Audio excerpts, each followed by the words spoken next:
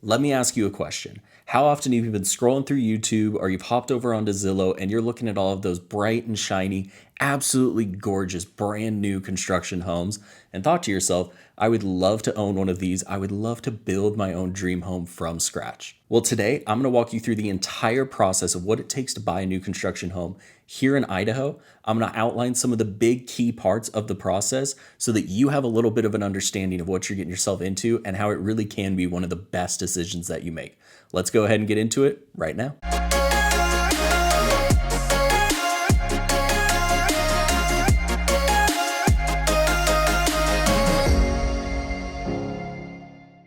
What's up, guys? So today we're going to talk about new construction and actually building a home here in Boise, Idaho. We're going to go through the process, and I have to say, as somebody who's already built 2 homes, my wife and I am very partial to new construction. I absolutely love it. We have some personal things that to be completely honest, I like to know that every scuff in my house was me. I like to know that it's in really perfect shape when I first move in and then I'm in control from there. But there are a ton of other things that I think lead people to new construction over resale or vice versa. We'll get into a little bit of those later, but I'm going to walk you through some of the big key components. Obviously in this video, it's going to be pretty in-depth. It's not going to be a short and sweet kind of video, but I'm not going to sit here and walk you through every single solitary contingency that could happen because we would be here for a few hours. I can expand on any of these in future videos, but today we're really going to talk about some of the big milestones of how you get from wanting to buy a new construction home all the way to actually moving in and feeling good about your home pretty much through your warranty process. So the big steps that we're going to talk about today is 1, starting with how do you decide that you actually want to buy a new home? What goes into this decision? What makes you build a new home rather than buy an existing resale home? Then we're going to go into how you need to identify the town, city, or area that you want to be in. Everything with buying real estate really starts here. Location is everything. You've heard it many times, but with new construction, this really matters as well because you want to make sure that you're in the area that you want to be in long term. And depending on the city, new construction can only be built where there is land available. So we're going to go into a little bit of how you need to figure that out. Then we're going to jump straight into figuring out what your budget is. So once you have your area, then you need to know what you're willing to spend or what you can spend, because this will determine the level of builder, neighborhood, etc. that can actually point you in a direction. Think of it all as a funnel. We're starting with just the decision. Now we're breaking it into area, builder, and so on. From there, like I said, the budget will allow you to know what kind of builder or what kind of neighborhood you can actually afford. And this is where you can start to research builders. So we're going to talk a little bit about what that process looks like. And then we're going to talk about how you actually choose the lot that you want to build your home on. One of the first and probably one of the most important steps of this entire thing is choosing that little piece of land that you can call your home.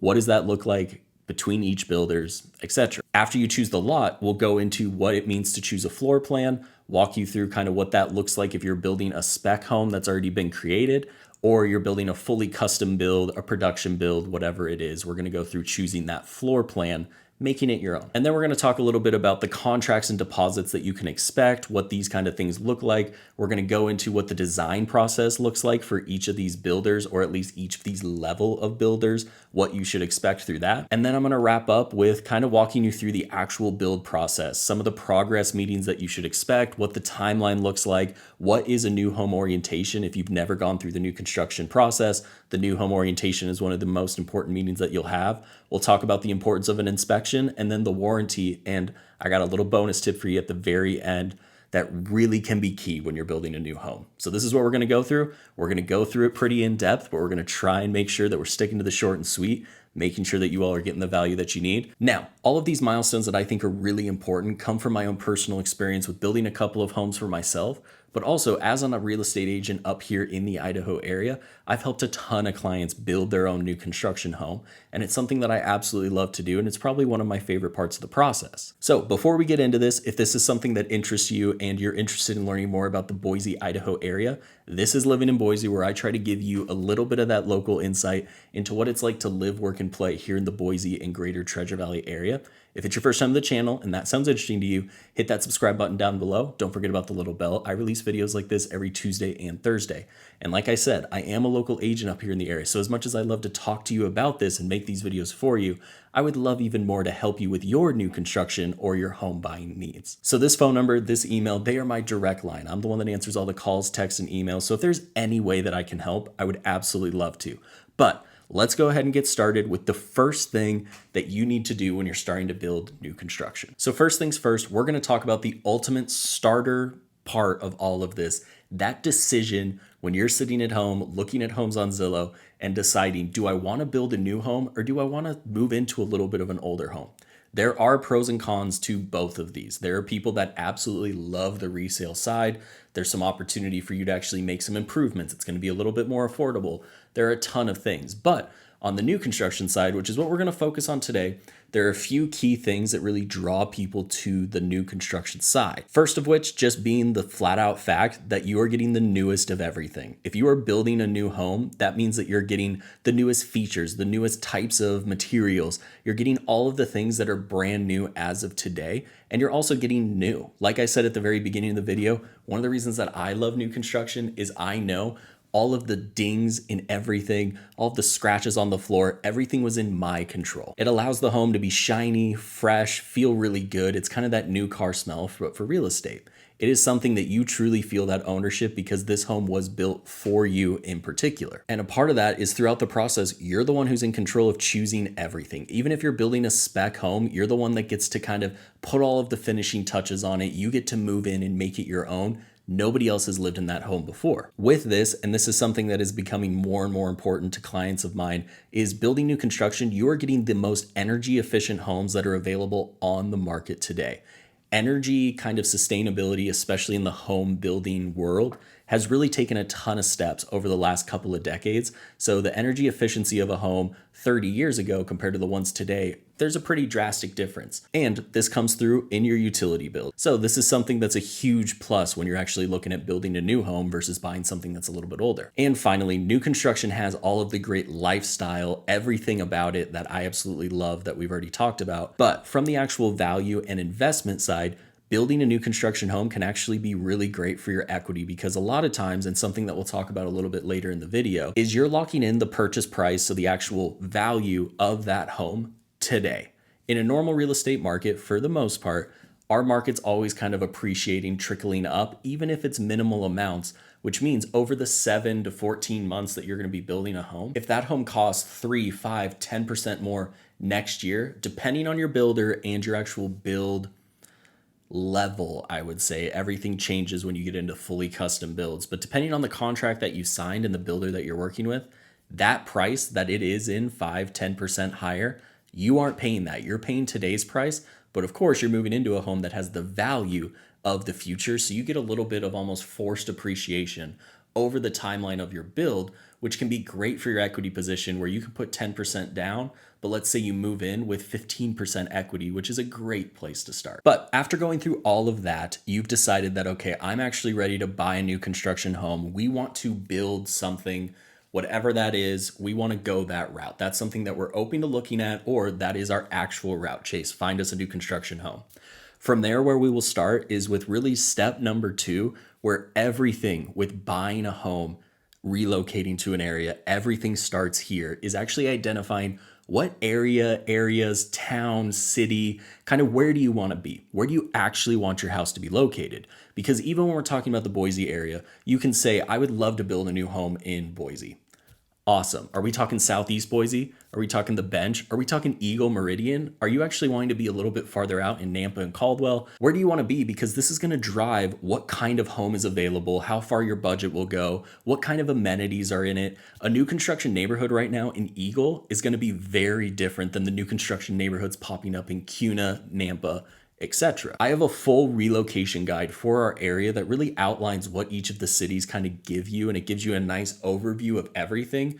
Of course, if you would like a copy of this, drop a comment below. I actually think I might have a link to it on my profile, but drop a comment below and I'll send it to you. But some of the priming questions that I ask people all the time are this. When you're thinking about what area you actually want to be in, the first place that I start is, what do you like to do? If you're really into hiking, for example, being in Boise or in Eagle are going to be a little bit closer to our foothills, the outdoors, and the hiking, which is going to give you a little bit more proximity. Whereas being out towards Caldwell, Nampa, you're in a little bit more of the desert kind of valley side of things. So there is still great hiking, but you're going to have to travel a little bit more. Let's also say that you're really into biking. In a couple of videos on my channel, I've talked about how certain cities here are just already more bike friendly than others, starting with Boise. If you love to bike everywhere, if that's your favorite form of transportation, for example, you're really going to want to be in Boise compared to, let's say, Meridian, where there just aren't a ton of bike friendly amenities yet. And this also factors into if you all are foodies, for example, if you really want to try a different local spot every single night of the week, you always want to feel a diverse selection of foods, everything like that. Some towns offer more of that than others. If you're really into the chain restaurants, there's certain areas of town that have more of those. All of this kind of feeds into what is the perfect spot of town that's really going to fit what you and your family like to do the most. This also feeds into what kind of city are you actually looking for? Do you want the big city feel where Boise's really going to be your only option here? Our big city, our capital, definitely isn't big in relative terms when we're looking at kind of where people are coming from, but here it definitely has the big downtown. It is growing so quick. But if that's something that you're looking for, we want to make sure that you're closer there. Now, if you want more of that rural, let's say that classic Idaho, you have your property, you have the big farms, you're looking out at everything like that, there's going to be certain areas around town that you're going to want a little bit more. Do you want to go to breakfast every weekend and be able to choose from a few different hip brunch spots? Or do you want to go to the same diner every single weekend? You get to know the people behind the counter, you really become a part of that family. Which side do you want to be on? Because again, that's going to point you in the direction of where you actually want to set up roots. Every single town and city in our area, I will be the first to tell you, they have their pros and they have their cons. Some have more than others. What I really think would be great for me and my family is going to be different than what you think. And that's where we really want to identify first, because nothing is worse than just picking a place randomly because of budget, not thinking about anything else.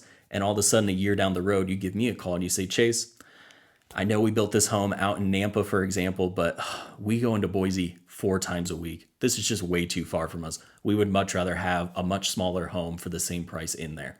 Perfect. Let's do some of that legwork up front, because you never really know, but I'd rather do some of that up front to give us the best chance of finding that perfect spot for you so that you can just enjoy on living in it. And of course, with living in it, one of the other things is thinking about where you're going to work. If you have a job already set up, if you're moving here in town, what is your work commute actually looking like? Do you want to be within a 5 to 10 minute drive? That's going to give us a small radius. Are you okay being within a 30-minute drive? Where are you kind of looking at? If you're working from home fully, that's going to open you up to a lot of different areas. That's something that we have to keep in mind as well. And finally, and this is a pretty specific one that you would get into as we get to that process, is we want to look a little bit into what do you want out of your neighborhood? What kind of amenities do you want? Do you want a neighborhood pool, for example? Do you want the neighborhood parks? Do you want walking paths? Do you want it to be a little bit more kid-friendly? Or are you empty nesters and you don't want quite as many kids anymore? What are those kinds of things that you're looking for? Because that's where somebody like me, somebody who's familiar with all the areas, I can help point you in the direction of, okay, this community legacy, they've had the golf course, they have all of these different amenities, and it's massive. There's a ton of stuff. You can pretty much live in there and only go out when you need services. Whereas there's some of these different communities that are a little bit smaller, they're a little bit more private, etc. and etc. We can find something that really matches what you're looking for. At this point, we've got your decision that you want to buy a new construction home. Boom, we're going to get to building something. We've started to identify the areas that you want to be in. We don't have to identify one, but it's okay to say, I'm okay with Eagle, Star, Meridian, kind of this general area. We've decided these 2 things. The next big thing is we got to talk budget. Something that I hope you realize about me is I think buying a home is a really fun process. There are a lot of things that influence actually moving your family into a home, what's your future going to look like, all of the great stuff. But at the end of the day, this is a purchase. You have to know what you can afford. If we don't know what ring we're fighting in, we will not find a way to win. It's kind of the basic stuff, but we also want to figure this out so that we set expectations correctly. Now, this is something that we'll need to do whether you're paying full cash or you're looking to finance it through some sort of loan and kind of leverage your money that way. Of course, if you're going through a loan and you're going through a lender or a bank, there are going to be different steps that you need. But at the end of the day, the whole crux of this is I want to figure out what can you comfortably afford? What is your end point? Where do you want to kind of cap this? And the reason is new construction, it's definitely more expensive than resale typically. You're paying a premium for all of those new kind of amenities that we talked about. But the big thing here too is it can start to trickle up very fast. To give you a little bit of an example of this, this is how new construction pricing works here in our valley. So we're going to talk about kind of the production builders here. These are those kind of ones that are building 4 or 5 neighborhoods at a time, wherever you're moving from, or if you're local to the area.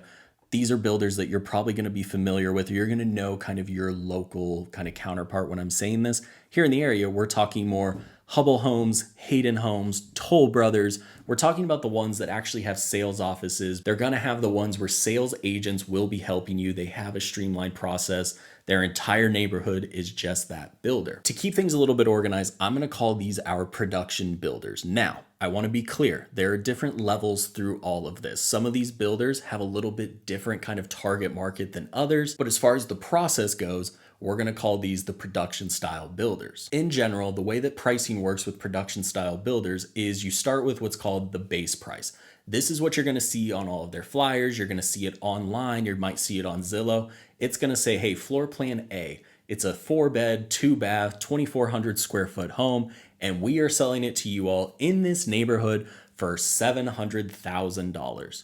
Perfect. To be completely honest, that $700,000 doesn't really mean anything. This price is basically saying, hey, this floor plan that we already have kind of created, if you made 0 adjustments to it and you only did the builder included kind of design finishes, anything like that, and you put it on a lot that has no fee attached to it, this is where your price would be. But let me fill you in on a little bit of a secret.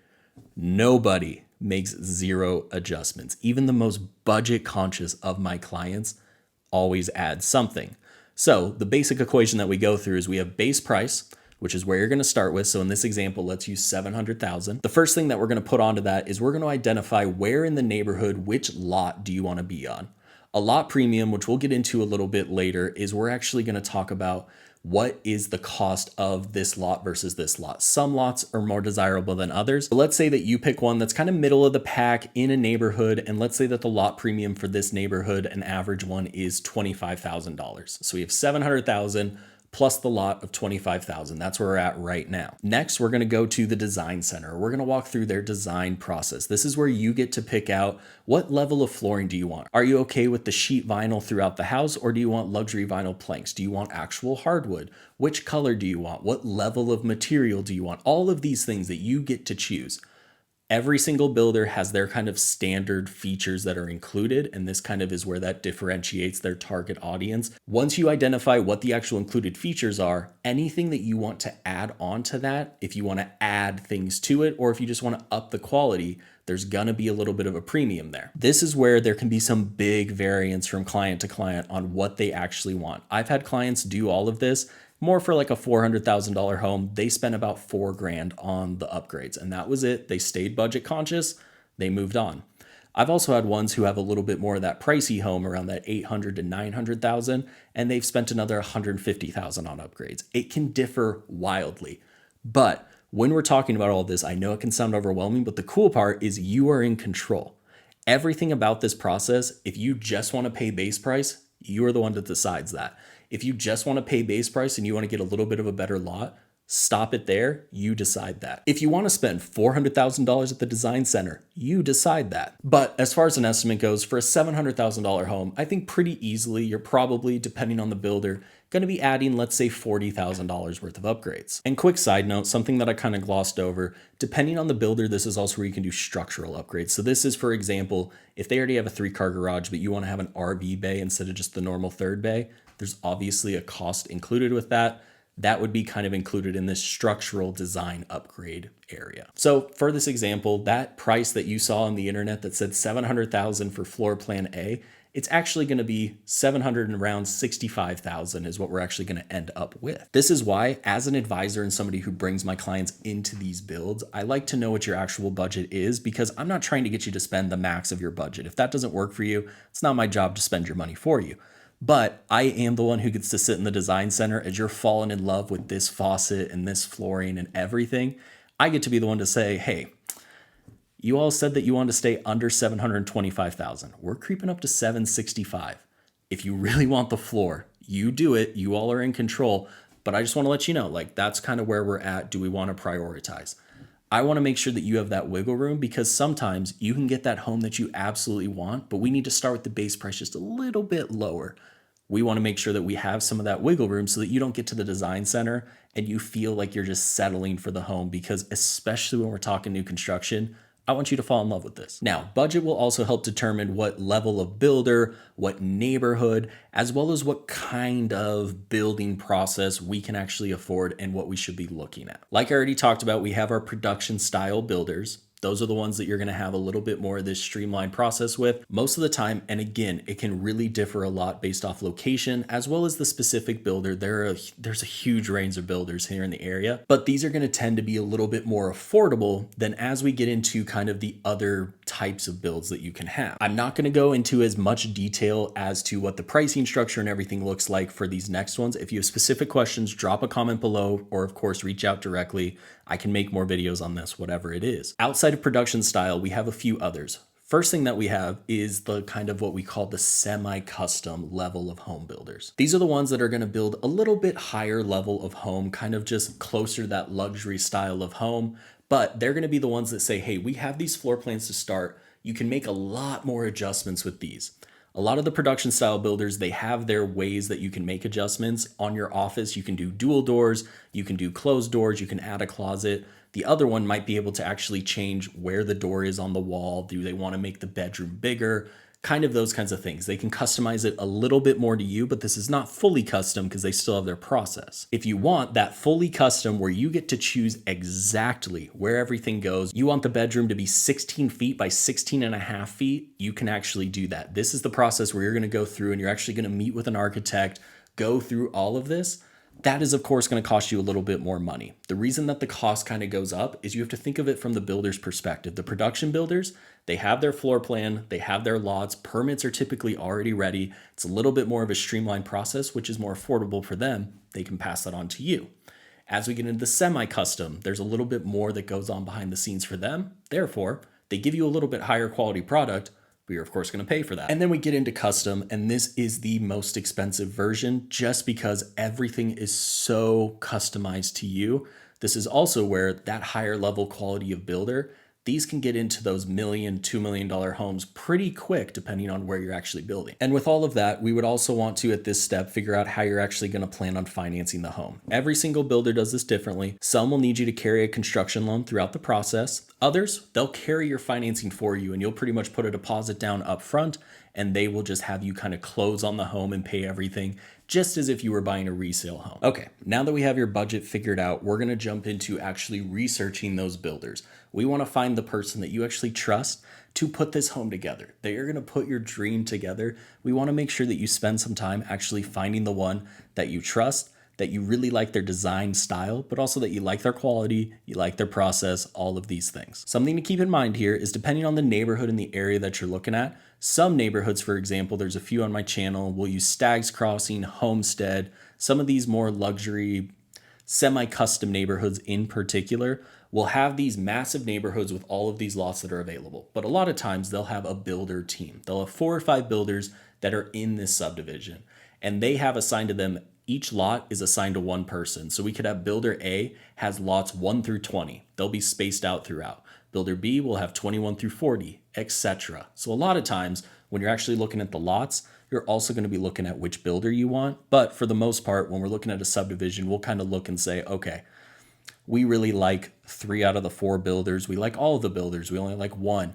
Does that narrow in on which lot that you want? And then it's kind of a matching game, making sure you pick a builder that you love, but also on a lot that you love. And then on the other hand, depending on the neighborhood, or let's say that you already have a piece of land that you've identified, a lot of times this is more on the acreage side, you can actually bring your own builder. Some of our really high luxury neighborhoods, for example, you can just kind of purchase the lot, you pay, you close on it, you're the owner of it. You can bring any single builder in our valley to come and build the home from scratch for you. This, of course, opens up a whole nother can of worms of actually researching and interviewing every builder that you might fall in love with. This is where things like the Parade of Homes can be really great. This is where my expertise and my relationships with builders can come into handy as well.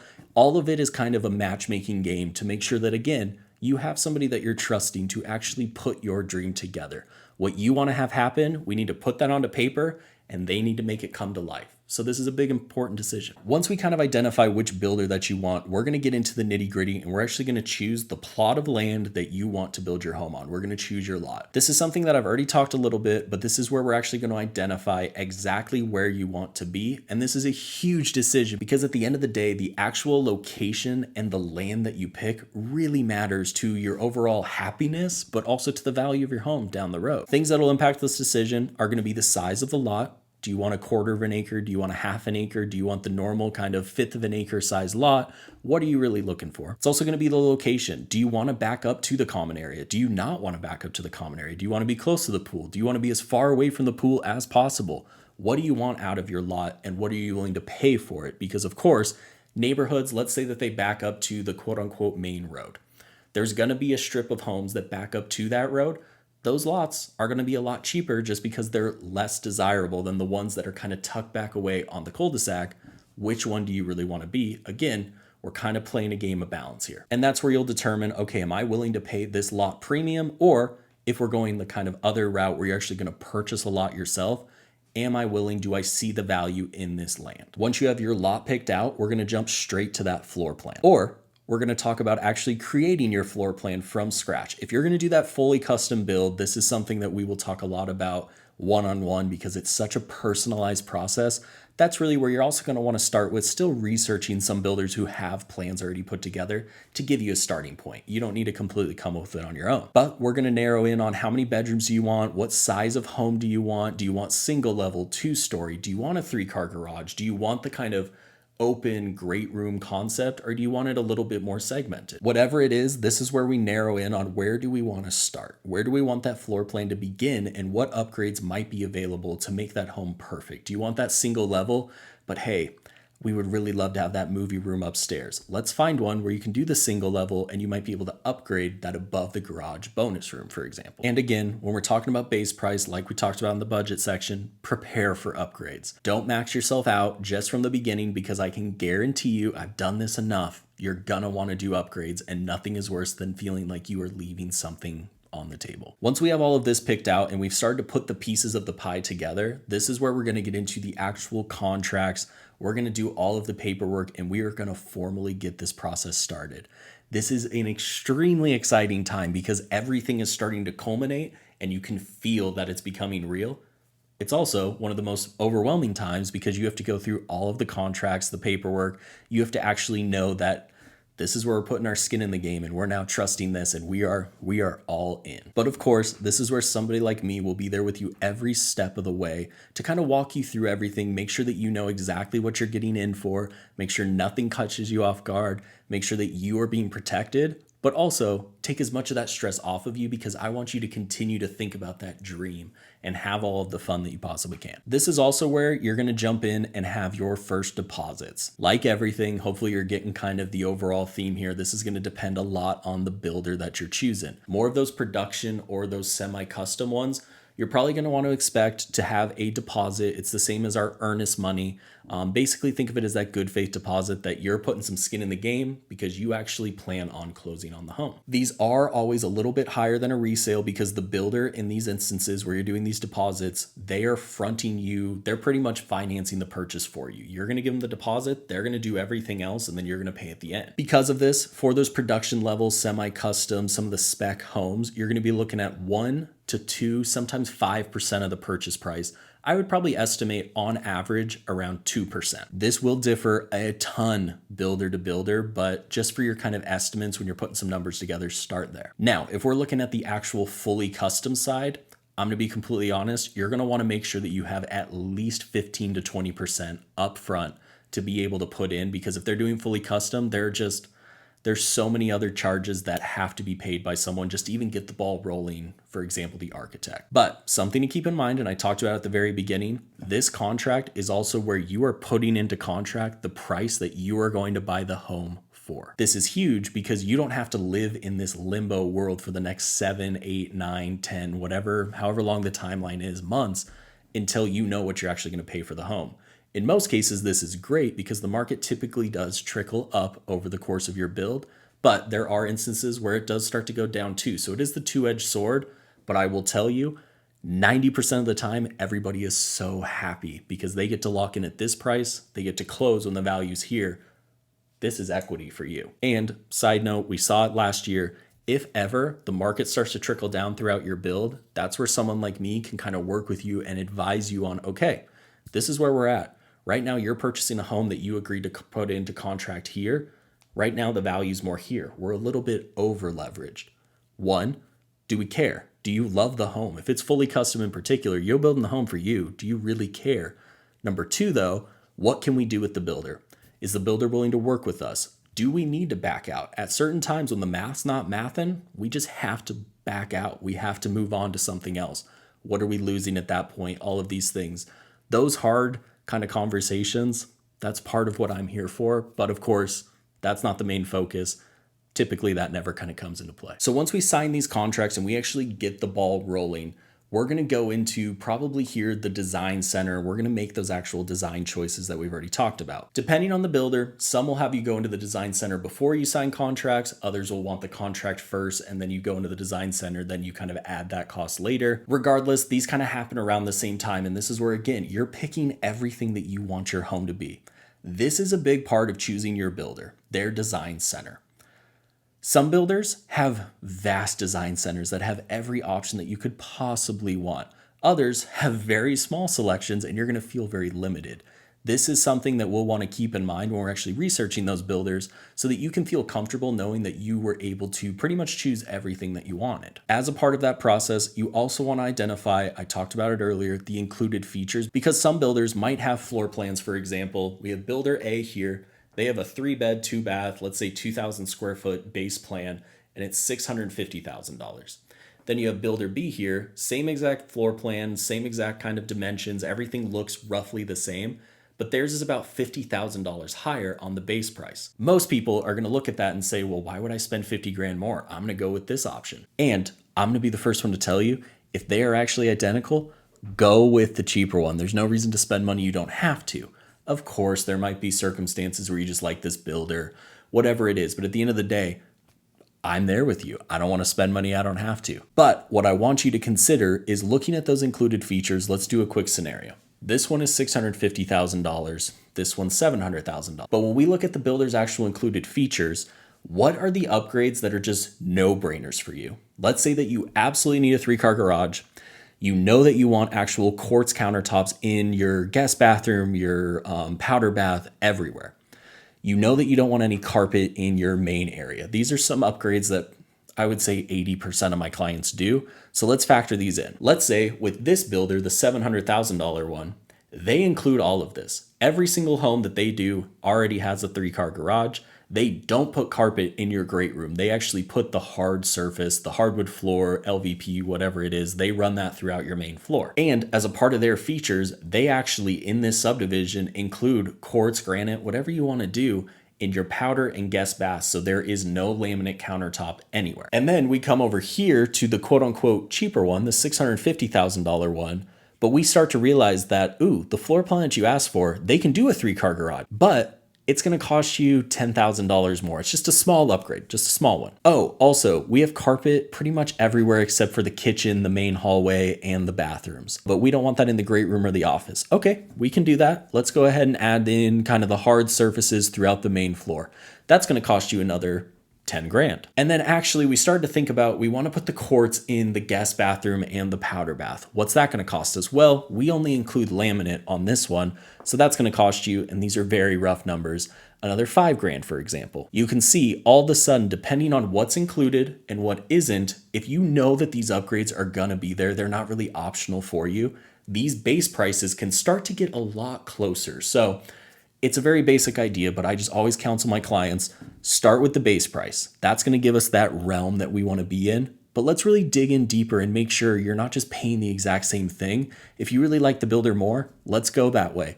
But I don't want you to make a budget-only decision when there really might not be a budget argument there. Okay, now we've gone through, we've picked all of the design options. You have picked everything that you want. You know the floor plan, you know the lot. We've signed contracts. Everything is rocking and rolling. Something that I want to give you a little bit of insight into is new construction. It's an interesting experience for you as you're building because it is so much at the beginning. It can be extremely overwhelming. It can feel like you're moving at 1,000 miles an hour. There's just decision, decision, decision, decision. But once you get to this portion, a lot of the hard work is done. It's also going to be an interesting circumstance because you're going to feel that everything happens so quick and the rest of the process is going to feel so slow. It is going to feel like such a waiting game, but that's just what it is. On the whole, when we're looking at the actual kind of process and the timeline, depending on the builder, again, like everything, if you're catching the theme, everything depends on the builder themselves. But for some of those production level, the ones that are a little bit more streamlined, we're looking right now in the valley, somewhere around 7 months probably is about the quickest that a home could be built. These build timeframes as well, they are from when you sign that contract and they actually get started to the closing date. So all that stuff beforehand, if that takes you 3 months, they're still going to take their time with the build process. And if you go into the semi-custom or the fully custom process, this can take even longer. The semi-custom, we're probably looking at closer to that 8 to 10 to 12 month process. And then a couple of fully custom builds that I have going on right now for clients, those ones are a little bit more of that 12 to 14 month timeline. Regardless, the overall flow is the same. You're going to be super front loaded at the beginning. All the hard work's going to be done. And then there's going to be a big waiting period. Within this period though, again, each builder has their own kind of process that they do here. You're going to have different kind of milestones or meetings that you have along the way. Kind of generally speaking, there are going to be a few that you're going to want to plan for. Starting with one, the big milestone at the beginning is that your permits are ready. The city has approved the home that you want to build. They've approved everything with the builder, and that means we can start moving dirt. This is a big milestone, especially when you get into the fully custom because there are so many things that can go wrong prior. But once permits are pulled, everything starts to move ahead with a green light. The next big one or the big milestone is what we call our pre-construction meeting. This is something where you'll probably sit down with your project manager from the builder and they'll go through everything from your floor plan, kind of every selection that you've made, everything that they can to really just kind of dot our I's and cross our T's one more time to make sure that you're getting the home that you want and nothing got missed. There was a lot of communication that happened at that beginning portion. Did somebody forget to check something off? Did somebody print the wrong page? Whatever it is, we want to make sure that they're building the home that you want. From there, the next big milestone that we're going to have to look forward to is what we call the pre-drywall walkthrough. This is where framing is up and a lot of the electrical, the HVAC and everything is in, and they're ready to throw up the drywall and kind of close in your walls. At this walkthrough, we're going to want to walk through the home, make sure that any kind of specific electrical needs that you had already pointed out. The overall purpose of this is we want to make sure that we are looking at it. We know that everything's moving as planned so that we notice any mistakes now and we don't wait until it's too late. Now, something that I like to point out is all of these meetings as you're going through. The more that you can be here in person, the better. If you're local, this is a great experience because you can even drive by your house 5 times a week if you want to. I always like to point out that if you aren't living here yet or you're relocating to the area, we do a lot of these virtually now. I've gotten really good working with my relocating clients on filling you all in. We do Zooms, we do FaceTimes, we do whatever we need to do to make sure that these things are moving ahead as planned, but also on your own schedule. I know it can be really hard to always fly out here for a little hour meeting here and there. There are some that I will encourage you big time to be here for, as well as the builder will really encourage you to be here for. Probably the most important one and one that I urge every single client to be here for, and they typically are pretty close to closing, which makes it a little bit easier, is what we call your new home orientation. Every builder does some sort of new home orientation, and basically what it is it takes place somewhere between a week before closing, sometimes even the day before closing, and it is kind of the final presentation of your home to you. It'll typically be a walkthrough that'll come from your project manager again. They'll have somebody from warranty there. They'll walk through and make sure that you're satisfied with the condition of the home. A lot of builders don't do the same kind of blue tape walkthrough that we've heard so much about. This is still the walkthrough where you get to walk through and say, dude, there's a dent in the wall. Can we please get this fixed? Of course, we will work on that. This window is disgusting. Can we get it cleaned? Of course. All of those kinds of things. They want to make sure that you're 100% satisfied because, again, they take pride in their work and you are their customer. Outside of this, this is where your project manager is going to go through every kind of nut and bolt of your house. Make sure you understand how to use your dishwasher, the water heater, anything you need to know about maintaining your AC and HVAC. They're going to go through the sprinklers. Everything that you can, think of it as this is your lesson, as in how everything in your home works. Make sure you know how to maintain it and you actually get to use it so that when you move in, you feel confident. And finally, one of the big things about the new home orientation is this is also where they can get to show you that all of the things that popped up on your inspection report, if you had one, which you should, This is where they actually get to show you that all of those repairs were made, everything was addressed adequately. And this is kind of where the warranty comes in. There will be somebody from warranty there to kind of walk you through what the warranty covers, what it doesn't, what is maintenance stuff for the homeowner, etc., etc. How do you file a claim, all of that. And this is something that I think is a huge perk of buying a new construction home, is you get that peace of mind knowing that if something does go wrong in that first year, 2 years, whatever the builder is offering you, you know that it's gonna get fixed and it's gonna be made right by the builder, and you're not gonna be stuck with that bill right out of the gate. And the final way to kind of protect you with this is that warranty will expire. There will be stuff where eventually it is your responsibility to maintain your home, of course, but something that we do, and this is that final bonus tip that I promised you at the very beginning, always have either the same inspector that walked through if you had a good experience, or an actual third-party inspector come through your home and do a full inspection about a month before your warranty expires. This is something that I counsel all of my clients to do, and I call it kind of the 11-month inspection. It allows you to actually bring that inspector in. They can find every single thing that is wrong, and that gives you a report to just give to your warranty department to say, hey, this is our final list of stuff. Could you please address these before our warranty expires? A lot of times when you're living in a house, you don't always know everything that's going on. Of course, the major issues, your AC going out in the middle of summer, the cosmetic stuff, you can see all of that. But what you can't see is the inspector goes through and they find that outlet that's sitting on your office wall that you have never used. Hey, this thing isn't working. Something funky's happening. Perfect. Let's make sure to address that. That attic that you haven't been up in for the last 11 months, hey, there's something funky going on there. I would say that they address that. It again just gives you that peace of mind to know that everything has been inspected and you feel good. The best thing that can happen at these inspections is they go through and they say, this home's in really good shape, man. You're in good shape. Perfect. I at least now know. Whew. Now, I know that was a little bit of a long one, and I don't know what's going on with my AC in here at all, but I'm getting a little flushed and a little bit hot, and I can feel my voice getting a little bit raspy, so I appreciate you for sticking through. I hope that this was valuable. Buying a new construction home is so exciting. It's something that I absolutely love, but there's a whole process that goes with it. Something that I want to talk to you about, though, before we officially wrap up, it is so important for you to have some representation. Whether it's me, whether it's somebody else, having an agent on your side in new construction is huge. I want to talk about a couple of reasons why.